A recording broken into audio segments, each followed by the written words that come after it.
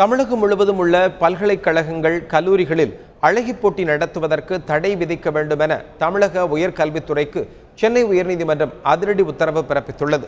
சென்னை ஆரியபுரத்தைச் சேர்ந்த லட்சுமி என்பவர் உயர்நீதிமன்றத்தில் தொடர்ந்திருந்த வழக்கில் கடந்த 2013ஆம் ஆண்டு அண்ணா பல்கலைக்கழகத்தில் நடந்த கலை நிகழ்ச்சியில் அழகிப் போட்டியில் தமது மகள் கலந்து கொண்டு வெற்றி பெற்றதாக தெரிவித்துள்ளார்.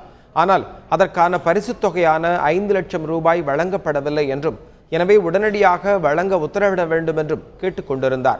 வழக்கை விசாரித்த நீதிபதி சிவஞானம் இதுபோன்ற அழகிப் போட்டிகள் மாணவர்களின் பொறியியல் படிப்பிற்கு எப்படி உதவும் என்று கேள்வி எழுப்பினார்.